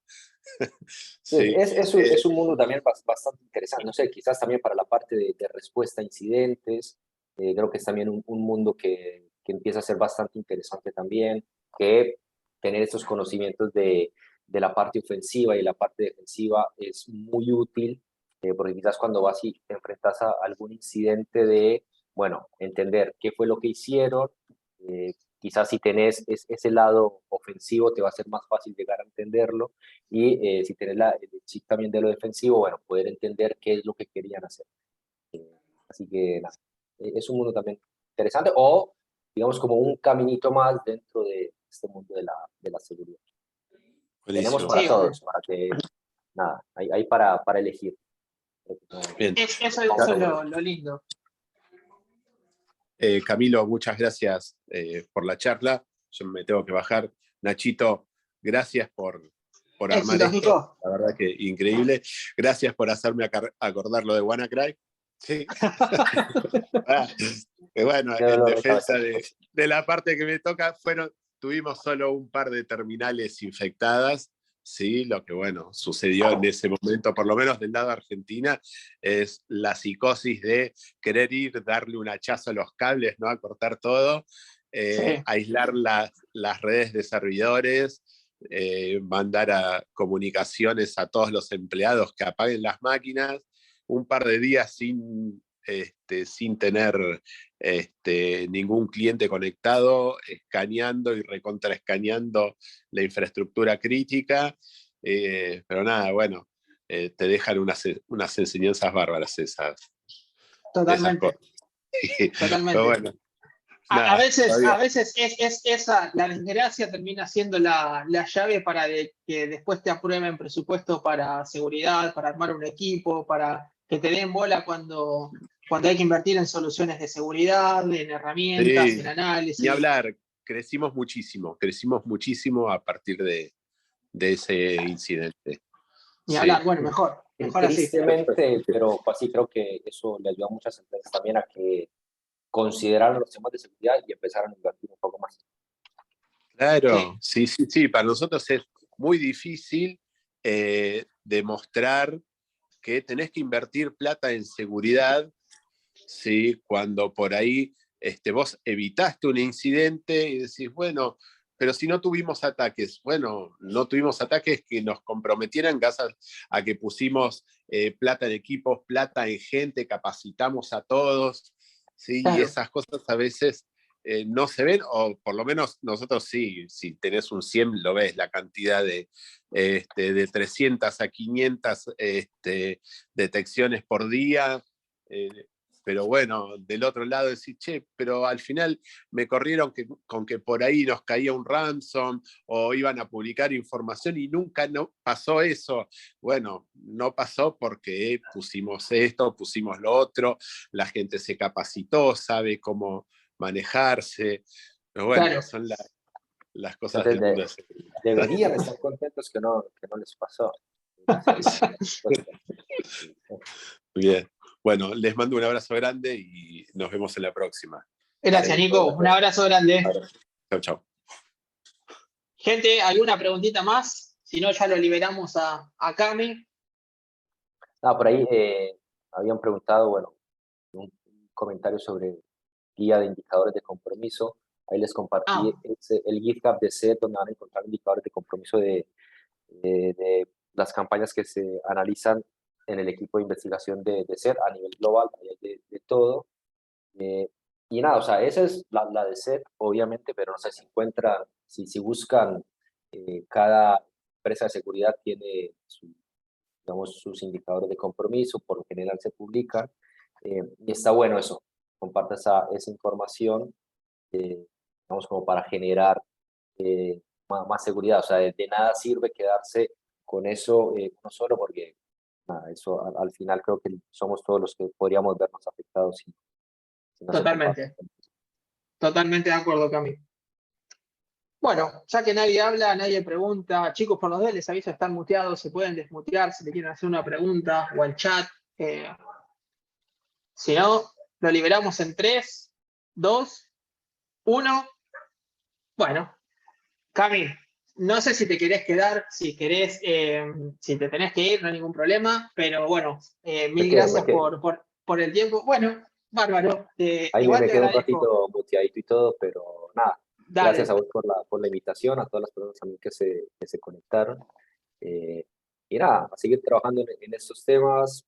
Nada, por ahí nos podemos encontrar siempre en Twitter, nos podemos encontrar, no sé, un en la correo eco. electrónico, lo que sea, en la ECO, obviamente. En la eco, cuando van a buscar pochoclo, lo ven Pasan a por el Cami stand de ahí. CEL y ahí nos saludamos. Y nada, eso, que seguir generando un poco de comunidad alrededor de eso.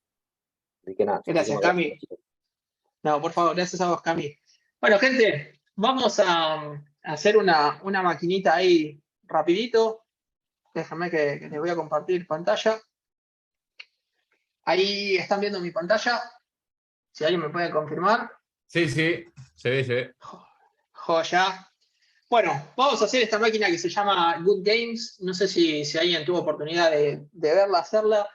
La verdad es que vengo algo oxidado con las máquinas. En lo personal no estoy teniendo mucho tiempo libre. De hecho, no estoy teniendo ni mucho ni poco. No estoy teniendo tiempo libre. Y decidí darle un enfoque un poquito distinto. Decidí empezar a usar Funbox, ¿sí? Ya que la gente de Hack the Box me da una membresía VIP. Nada, voy a hacer uso de esta herramienta. Nunca hice una máquina en vivo con Funbox y la verdad que está bueno. Es bastante estable, anda bastante rápido. Me gusta cómo está. Si bien obviamente no tiene las configuraciones que yo tenía en mi máquina y eso, pero la verdad que está bastante linda. Así que nada, voy a hacer esta paquinita para mostrar un poco cuáles son los desafíos y los challenges que tiene esta máquina. Está bastante interesante. Así que vamos a ir a analizar ahí. Bueno, tenemos la IP, la 10, 129, 54, 116. Vamos a comprobar que ya me lo olvidé de la IP, la acabo de decir y ya me lo olvidé. 129, 54, 116. Bueno, obviamente responde, así que todavía la máquina está arriba. Y vamos a hacer nmap menos sb menos sc para ejecutar los scripts básicos. Vamos a sacarle el ping y vamos a pasarle la IP 54, 116. Listo. Tiramos nmap y nos debería traer los puertos que tiene abierto esta máquina. Si apretamos un enter ahí, nos va a decir, bueno, el porcentaje que lleva del scan. Bueno, vemos que tiene abierto el puerto 80, vemos que está corriendo un servicio web y vemos también que está ejecutando Python. ¿Sí? Dice WorkSev Python 392. ¿Sí? Así que lo que vamos a hacer es nos vamos a ir a un navegador. Vamos a 10, 129, 54, 116. ¿Sí?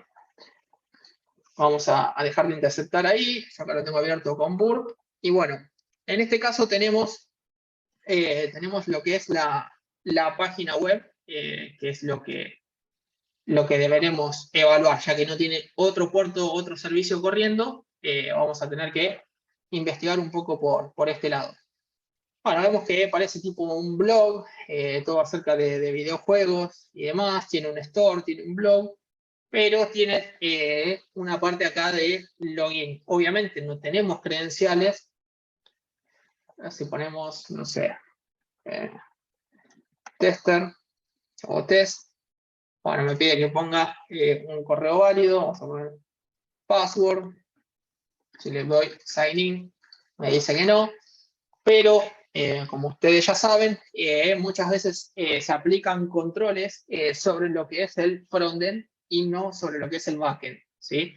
Entonces, cuando empezamos a interactuar con una herramienta como Burp, que es un proxy que separa entre Internet y el navegador, podemos empezar a jugar con estas consultas, ¿sí? ¿Por qué? Porque ahí empezamos a evadir estos controles que se aplican solamente para el backend, ¿sí? Por ejemplo, no sé, podemos poner test@games.com. Entonces ahí le estamos pasando un formato válido que está esperando el formulario de login, ¿sí? Así le ponemos sign in. Y bueno, si dejamos pasar el request, bueno, vamos a ver qué nos dice. Nos da un error 500. Pero para esto, como tenemos un login, ahí lo que podemos hacer es empezar a jugar con inyecciones. Para esto, yo me valgo de, no sé si seguramente ustedes ya los tengan en sus favoritos, el repo payloads all the things. Bueno, nada, puntualmente la página, la parte de inyecciones SQL tiene toda una sección, un apartado, donde tienen distintos payloads para bypassear autenticaciones. O sea, vamos a copiarnos este, por ejemplo, y nos vamos a ir de vuelta para acá, ¿sí? Entonces, lo que voy a hacer es de vuelta pasarle, o sea, vamos a pasarle el correo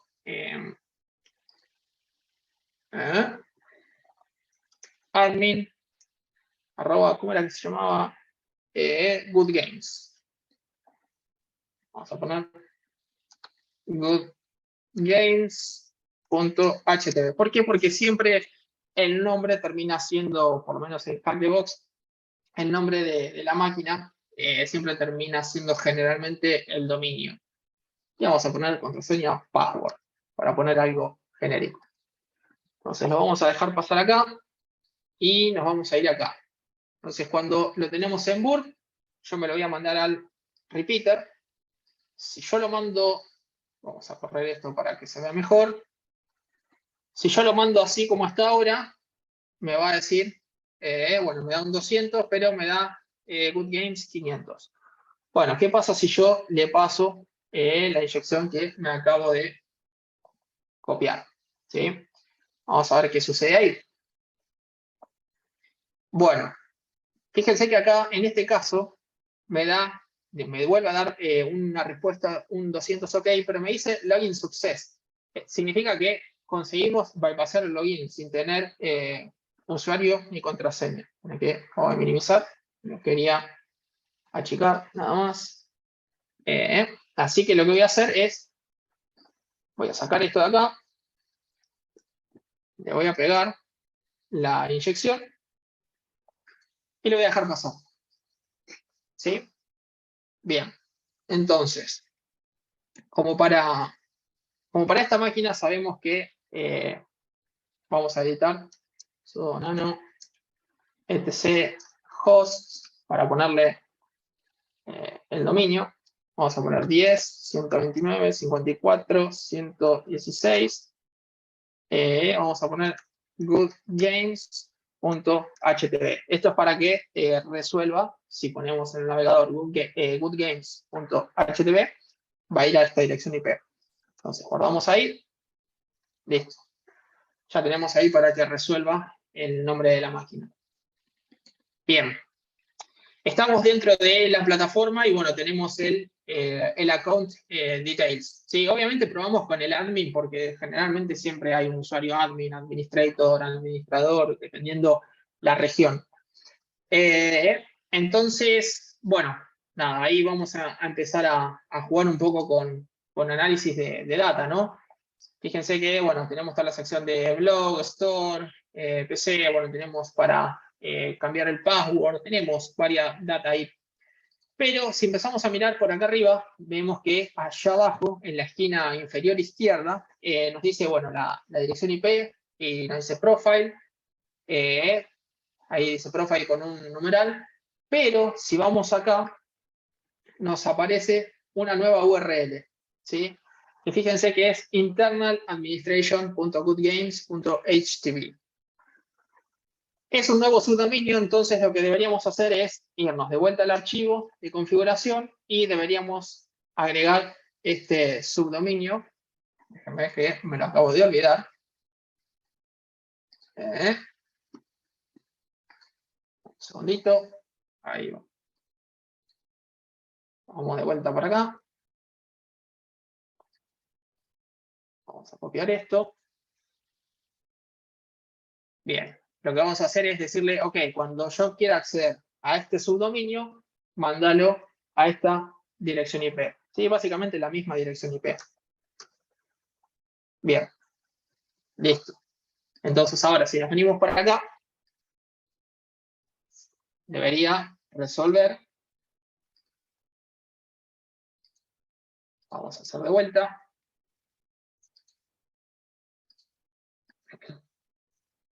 Fíjense que ahora sí funciona la página.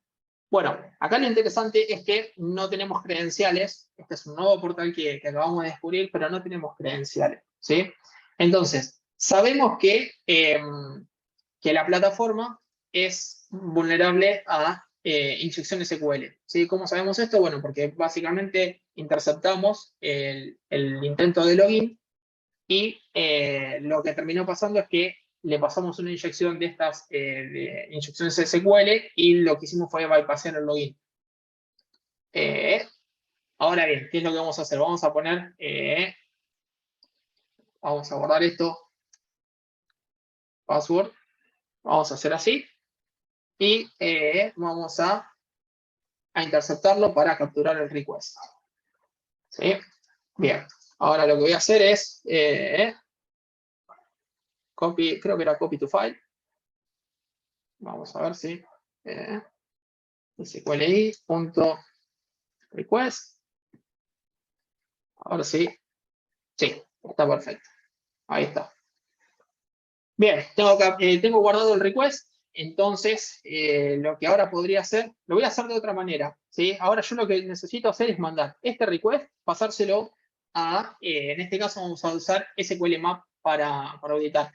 Lo que yo podría hacer tranquilamente es venirme, bueno, en este caso lo tengo en el desktop, y para ejecutar esto debería ser SQL Map -R y pasarle el archivo. Esto lo que va a hacer es auditar el request que está dentro del archivo. Pero lo que decidí hacer es cambiarle un chiquitín ahí. Voy a hacer uso de una extensión que se llama CO2 en Burp. Es una extensión gratuita. Lo único que tiene que hacer es configurar el path donde está instalado SQL Map. Pero tranquilamente ya pueden mandar el request desde acá. ¿Sí? Entonces, le voy a decir, mandarlo a la extensión. Lo vamos a mandar a SQL Mapper. ¿Sí? Y acá ya le pueden configurar distintas cosas. No lo hice, lo estoy haciendo en vivo desde acá, esta vez. Pero no le vamos a toquetear mucho, le vamos a decir que enumere la base de datos, nada más. Y le vamos a poner RAM, a ver qué es lo que pasa. Bueno, le está tomando, claro, porque ya la había hecho la máquina. Déjenme ver. Vamos a ver dónde está guardada la data. Así la eliminamos y la hacemos de nuevo. Estaba en el desktop, ls-la. Si mal no recuerdo, por lo menos antes había un directorio que se llamaba SQL Map. ¿Alguien sabe dónde está ahora el archivo de SQL Map? A ver, cd my data. Creo que esta es la parte. No, acá no está. A ver, bueno, ahí no está. Config all.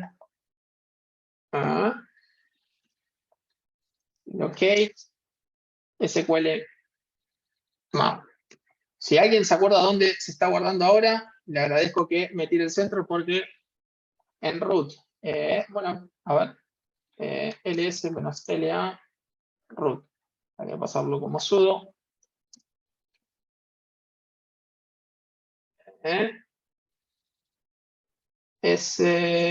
No lo estoy viendo.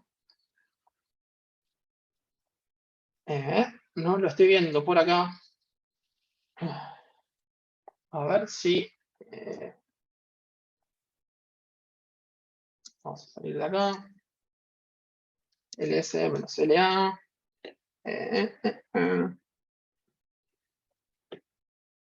ls local, a ver si lo guardo por acá. No, live share. Déjame que lo voy a buscar. ¿Dónde guarda SQL Map? Los dumps. Hasta no hace mucho tiempo lo almacenaba en el directorio del usuario. Es decir, había un directorio oculto que se llamaba .sqlmap, pero no lo estoy pudiendo ver en este momento.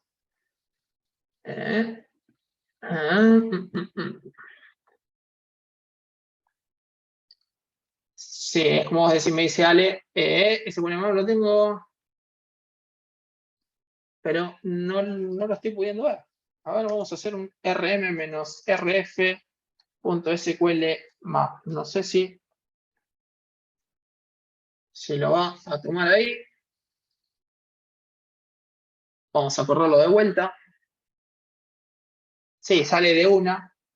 A ver, vamos a hacerlo, lo voy a hacer de forma acá. Y le vamos a pasar menos dbs, menos para que sea más verborrágico. No, perdón, pensé que era el comando que había ejecutado de SQLmap. Vamos a hacer así. wd cd texto. Bien. SQLmap, me quise hacer el innovador. Bueno, nada, lo bueno es que tienen una extensión para Burp Suite que directamente pueden agarrar el request. Con un clic lo mandan a la extensión y ya de ahí lo pueden lanzar el ataque con SQLmap. Si no, la otra alternativa es guardarlo en un archivo y, como estamos haciendo ahora, y pasárselo por comando. Vamos a ponerle dbs para que enumere las bases de datos y vamos a decirle que sea verborrágico para que nos muestre los payloads que, bueno, nada, como ya lo explotó, ya lo tiene historiado este sitio, por eso es que lo hace tan rápido. Si no, lo que hace es va descubriendo las bases de datos, va mostrando letra por letra. Acá está el payload que utiliza. ¿Sí? Fíjense que modifica todo lo que se envía en el post. Fíjense que en el request le mandamos esto, pero después reemplaza, le pone una comilla y bueno, ya le empieza a poner una inyección. ¿Sí? Bueno, nos dice que, ¿dónde estaba? Bueno, nos dice que la base de datos que está corriendo es MySQL. Fantástico. Entonces ahora tenemos que empezar a refinar esa explotación. ¿Sí? Le vamos a decir, ok, poneme de la DBMS que la base de datos sea MySQL. Bien, entonces ahora lo que va a hacer es ir a explotar de vuelta, pero en este caso nos va a listar las bases de datos. ¿Sí? Ahora bien, yo necesito, ahora quiero ver y quiero dumpear la información que hay en una base de datos. Para este caso vamos a dumpear la data que está en main. ¿Sí?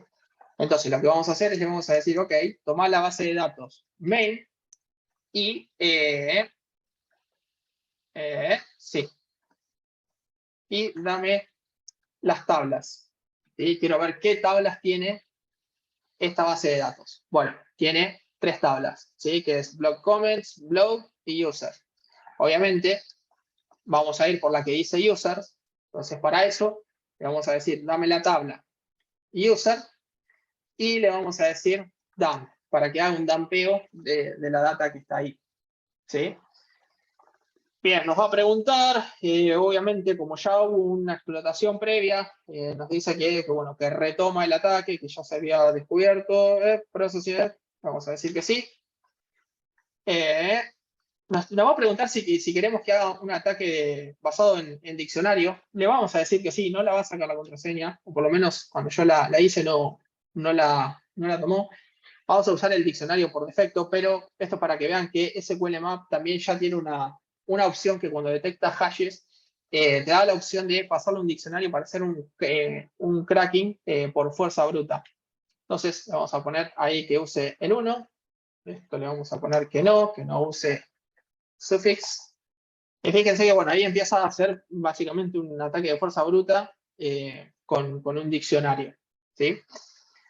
Para esto nos vamos a valer, nosotros ya tenemos el hash. ¿sí? que detecta del usuario. ¿Sí? Acá está, fíjense que tenemos ID, name, email, password. Bueno, el usuario es admin@goodgames.htv y acá tenemos el hash de la contraseña. ¿Sí?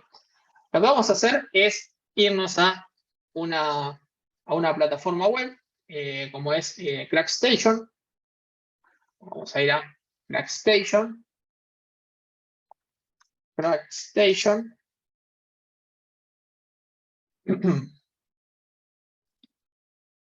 Bien, ahí está, tardando un cachito. Le pegamos el hash acá. Bueno, no me está tomando el hash. Vamos a pegar, a copiar de vuelta. Copy. Y nos vamos acá de vuelta. Ah, me lo copió 70 veces. Suele pasar. Ponemos que no somos un robot. Montañas. Vamos a poner. Creo que va por ahí. Odio los captchas. Bien. Y como ya aparece en la base de datos de CrackStation, nos dice que el texto, el resultado de este MD5 es, la contraseña es Super Administrator. ¿Sí? Hoy lo estuve probando, revisando, pero no me funcionó. Pero en una época se podía usar DuckDuckGo, el buscador. Uno podía usar el tag hash con 2 puntos, le pasaba el hash, y lo que hacía era buscar y obviamente indexaba en base al hash. ¿Sí? Yo estuve chusmeando ahí un poquito, pero no me lo trae, o por lo menos no así a simple vista. Por ahí en otras búsquedas capaz que aparece.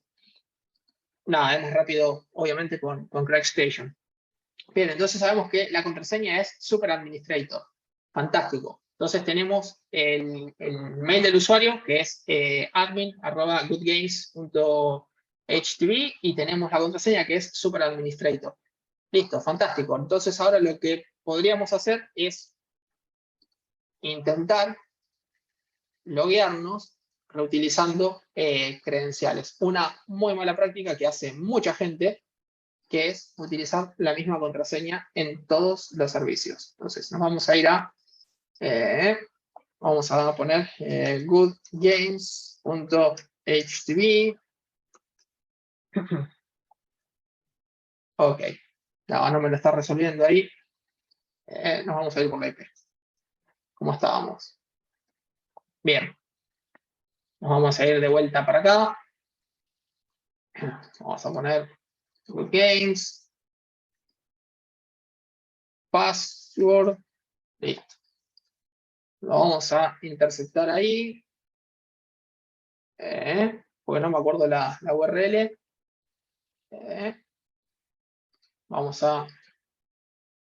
Voy a copiar esto para hacer el bypass. Sí, podría haber ido a buscar el archivo etchost, ya sé que lo están pensando, pero decidí complicarme la vida solo, porque soy así. Soy especial. Bueno, listo, tenemos el login successful. Fantástico. Listo, nos vamos a ir acá arriba ahora. Vamos a abrir el otro portal. Y ahora sí, vamos a probar reutilización de credenciales. admin@goodgames.htv. Y acá le vamos a poner Super Administrator, la misma contraseña. Y vamos a intentar loguear. Bien, no funcionó, creo que lo escribí mal. Super Administrator. Ok. ¿Qué le está pasando a esto? Vamos a ir de vuelta. Admin. Vamos a copiar el correo. Por ahí le estoy fijando en algo. A menos que alguien haya cambiado. Super Administrator, la contraseña. Super Administrator. Bueno, no sé por qué no está pasando. Ese es el vector.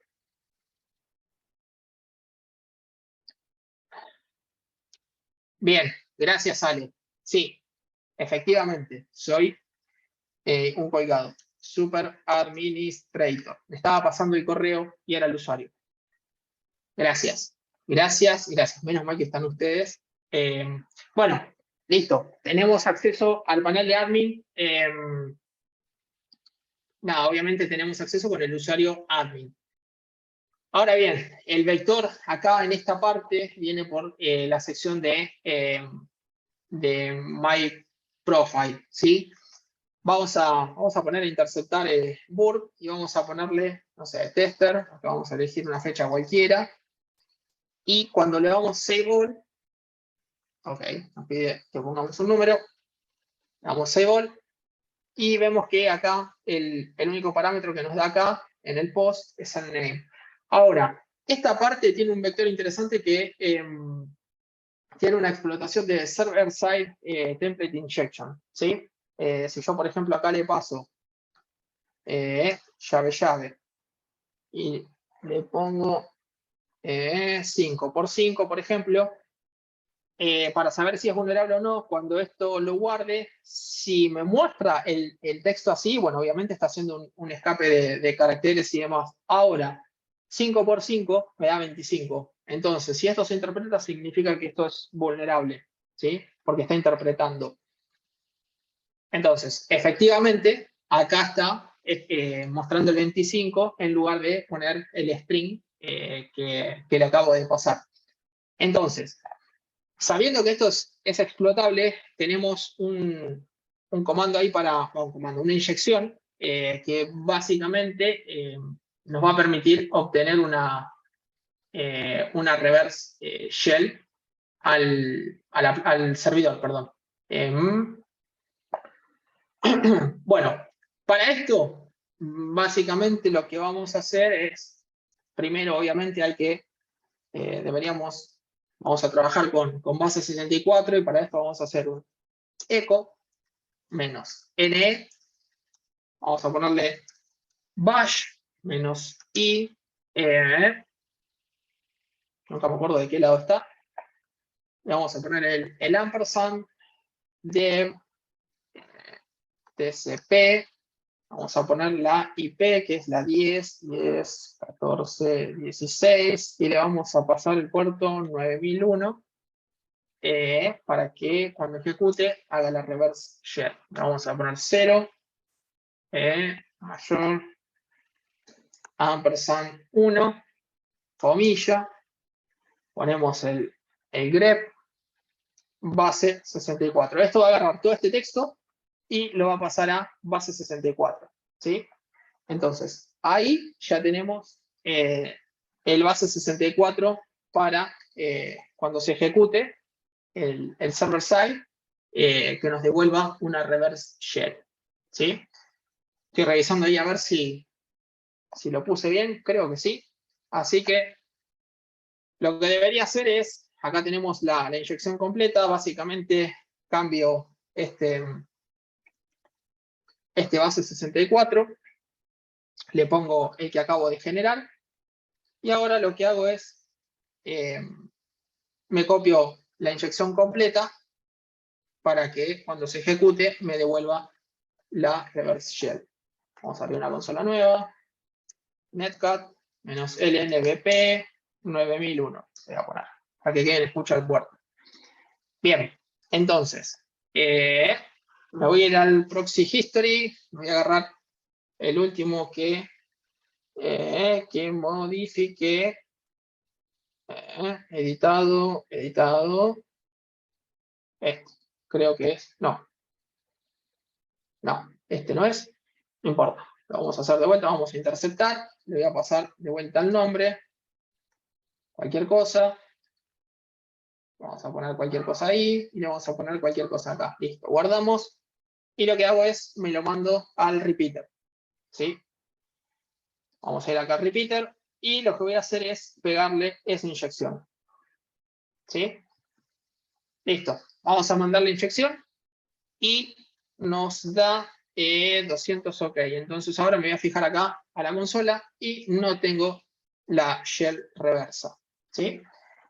No sé por qué, pero vamos a ver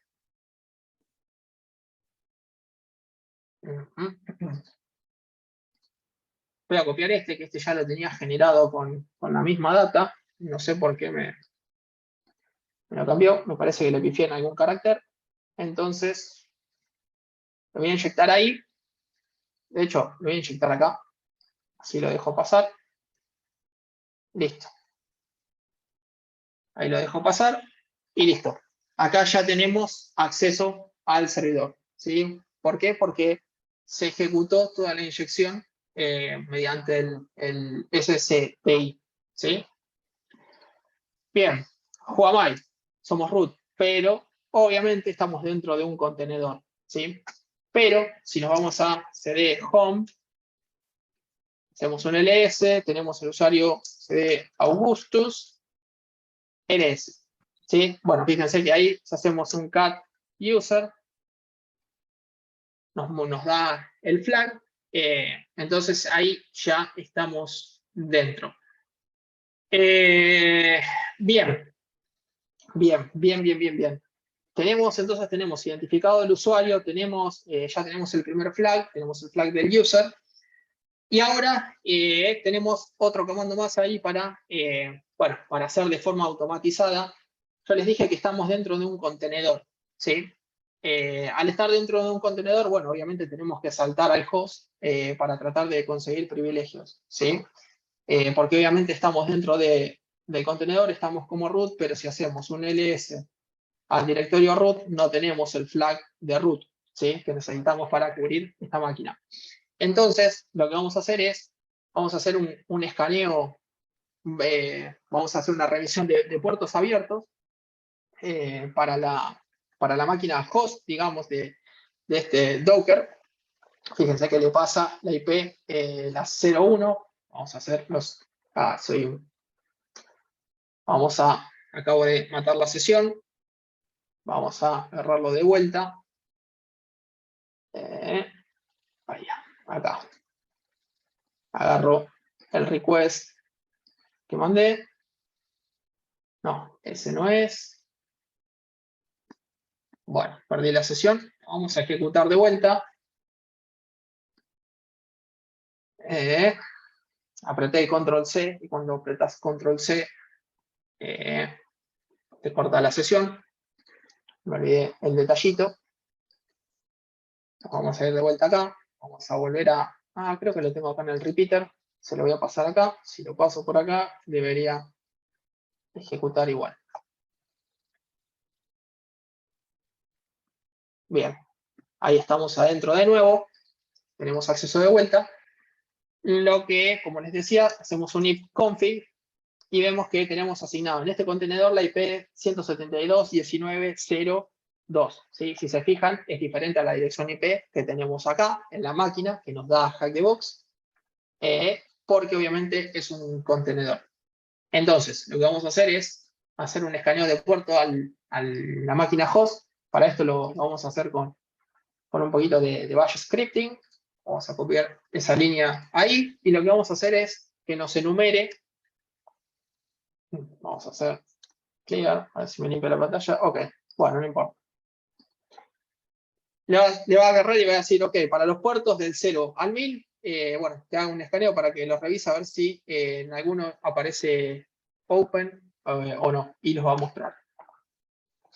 Fíjense que nos dice que tenemos el puerto 22 y el puerto 80, ¿sí? Para la IP 172.19.0.2, 01, perdón, que sería el anfitrión de Docker. Ahora, lo que podríamos hacer es probar de conectarnos. Ya vimos que este usuario, Augustus, que es el admin, utiliza la contraseña que es superadministrator. Podríamos intentar de volver a reutilizar las credenciales. Es lo primero que se hace en este tipo de desafíos. Vamos a decirle 172.19.0.1. Ok. Bien, me está diciendo que no lo puedo hacer, ¿sí? Que no me puedo conectar. ¿Por qué? Bueno, porque tenemos que hacer uso de script, ¿sí? Para eso vamos a hacer scripting de null bash. En este momento sí me debería permitir SSH Augustus arroba 172.19.01. Fíjense que ahora sí me pide las credenciales. ¿Sí? Fíjense que hoy me rebotó porque no, la consola por defecto del Docker no me da el permiso. Entonces ahora me pide las credenciales. Vamos a probar con Super Administrator. Y fíjense que ahora sí tenemos acceso. Ahora estamos conectados como Augustus. ¿Sí? Si hacemos un ls, fíjense que, bueno, vemos ahí me olvidé cuando resolví la máquina de borrar las cosas, pero el vector viene por ahí. ¿Sí? Hacemos un ls. En este punto lo que vamos a hacer es hacer un copy de bin bash. Bin bash. Lo vamos a copiar acá al perfil de Augusto. Ahora, ¿qué pasa si yo lo ejecuto? Bueno, no va a pasar nada, ¿sí? Porque ya estamos con bash. Si hacemos whoami, nos va a decir que obviamente somos Augusto porque somos el usuario que lo está ejecutando. Ahora, debemos salir y volver al Docker que tenemos permisos. Vamos a ir a... estamos en backend. Vamos a ir a cd home Augustus. ¿Sí? ls-la. Bueno, fíjense que tenemos el script de bash que, bueno, tiene el número 1000, o sea, no tenemos permiso de root, pero ahora lo que podemos hacer es un chown root para darle permiso a bash. ¿Sí? Bien, y si ahora hacemos chmod 4755 bash, vamos a hacer un ls -la, y fíjense que ahora bash tiene permisos de root. ¿Sí? Entonces ahora, si hacemos ssh augustus arroba 172 dijimos 19.01, vamos a ir con super administrator, contraseña, hacemos ls, vemos el script de bash, vemos también el flag, vamos a hacer ls-la, y lo vemos también el bash con permisos de root. Entonces ahora vamos a pasar de la ejecución de bash -p. Y con eso tenemos ejecución de bash. Ahora hacemos un whoami para ver quiénes somos y acá ya deberíamos tener root. ¿Sí? Fíjense que acá ya hicimos salto al host anfitrión de Docker. Nos conectamos porque hay una reutilización de credenciales. Entonces, en este punto ya nos vamos a root. Y acá ya deberíamos ver el archivo del flag. ¿Sí? De hecho, acá lo tienen. Porque ya salimos del contenedor, estamos en la máquina anfitriona. ¿Sí? Vamos a hacer un cat root.get.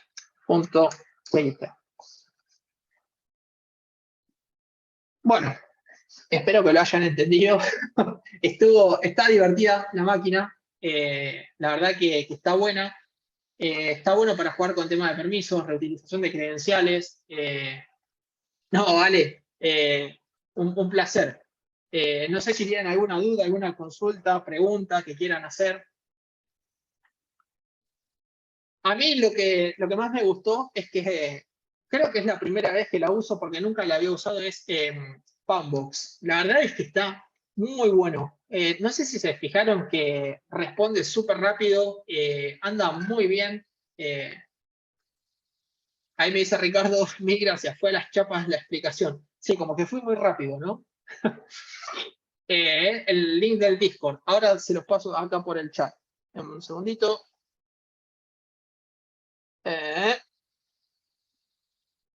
Copiar el link.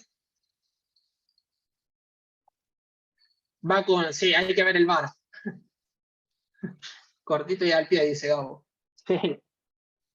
Ahí les acabo de pasar el link del canal de Discord. En el canal de Discord, bueno, están los chicos, estamos todos ahí y obviamente también se van publicando ofertas de laburo y todo eso para aquellos que anden buscando. Así que nada, también está bueno para que lo tengan en cuenta. Gabo dice, posta que anda bien la máquina en la nube de Hackbox. La verdad está muy buena. No lo probé, creo que no, porque tiene un directorio exclusivo que es este MyData, que por lo que leí es el único directorio donde vos podés guardar las cosas para que no se borren cuando hagas un nuevo deployment. En teoría entiendo de que cuando volvés a deployar la máquina, se limpia todo, ¿sí? Ale dice, yo tengo latencia tanto en la de Hackbox como la de TryHackMe, se puede usar, pero lo siento incómodo.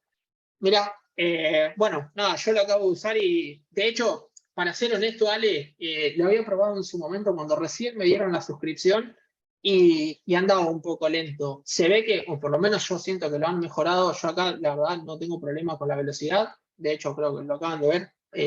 Va bastante bien. Eh, pero bueno, nada. Yo, por ejemplo, tenía instalado en mi máquina, en VMware, tenía una configuración que me mostraba la IP por acá arriba. Pero bueno, nada, son cosas que esto, por ejemplo, te muestra la dirección IP acá. Digo, si uno quiere mantenerla con una configuración, nada. Dice, Nacho, ¿podés copiar las dos líneas, tanto la de inyección para la consola remota y la de escaneo de puertos? Sí, obvio, Chris, ahí te las copio. Dame un segundito, que las tengo acá. A ver si la puedo sacar de acá. Porque no es un copy-paste directo. Ahí está, ahí acabo de pasar las dos líneas.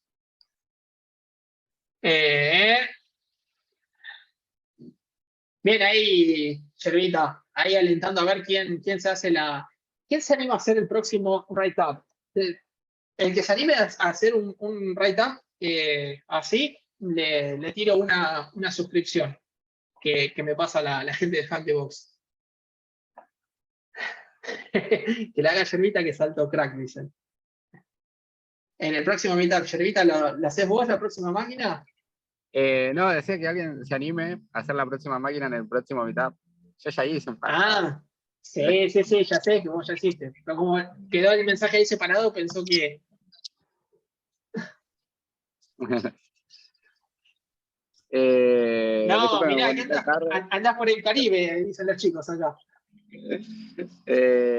No, estoy en Santiago del Estero, Colonia un pueblito. Nada, vine por temas familiares y nada, medio que el internet no anda muy bien acá y nada, estudiando, aprovechando, desconectándome y me conecté un ratito para pasar a saludar. Qué grande, Yervita, siempre presente, amigo. Espero que se resuelva todo de la mejor manera, lo que está pasando por allá, así que nada, le mandamos un abrazo con todo el aguante. De una. Nada, si se resuelve, al toque ya está todo resuelto. Mejor así. Bueno, no sé si alguno tiene alguna duda, consulta. Nada, están todos tímidos. Muy buena la máquina, Nacho. ¿Te gustó, Chris? Sí, Está sí, bueno. estuvo interesante. Como decía hoy con Cami, o por lo menos yo aprendí un montón con la plataforma, porque tiene cosas que si bien son cosas básicas, nada, está bueno cómo lo piensan de otra manera y te obliga a salir de, como un poco con lo que dice el mensaje, ¿no? Pensar fuera de la caja, ¿no? Así que, nada, está bueno. Y además esa herramienta URB, qué herramienta noble que es, porque o sea, todo lo que te permite hacer, creo que si aprendes a manejar bien esa herramienta ya tenés un camino ganado en muchas cosas. No, y aparte URB tiene un montón de extensiones, de complementos que están zarpados. Tiene como una buena tienda donde vos podés ir agregando, bueno, algunas son para la versión Pro de la herramienta, pero esta, por ejemplo, CO2, es gratuita. Y la puedes instalar y fíjate que con 2 clics lanzaste un escaneo de SQL Map, por ejemplo. ¿sí? Fíjate, no sé, tiene extensiones para evasión de WAF, tiene, no sé, tiene un montón de cosas. Todos estos que están acá son extensiones que se las podés instalar. Tiene una para Yara, bueno, validador de cross-sites, detección de WAF, nada, escaneo de SSL. Hay un montón de cosas interesantes para... Creo que también había una extensión que era para Log4j, pero nada, sí, hay un montón de cosas para jugar con Burp. Y como decís vos, Cami, es una herramienta muy noble. Sí, sí, la verdad es buenísima esa herramienta. Bien, si no hay más dudas, consultas, preguntas, vamos a hacer lo siguiente. Vamos a dar por finalizado esto, pero no se me vayan. Chicos, muchas gracias por todo. Ahí vamos a cortar la grabación y vamos a hacer un pequeño sorteito de unas suscripciones. ¿Les parece? Vamos. Vamos, lo que todos estaban esperando, ¿no? Sorteo online. Vamos a usar sorteados. No dejes de grabar, Nachito, y cuando lo publiques así la gente se suma más a los vivos. Bueno. Gracias, Klaus. Chicos, Que se ahí antojen después los... cuando vean lo que se perdieron. Totalmente, totalmente. Che, bueno, ahí les voy a pedir que aquellos que ahora los voy a ir agregando, ya vamos a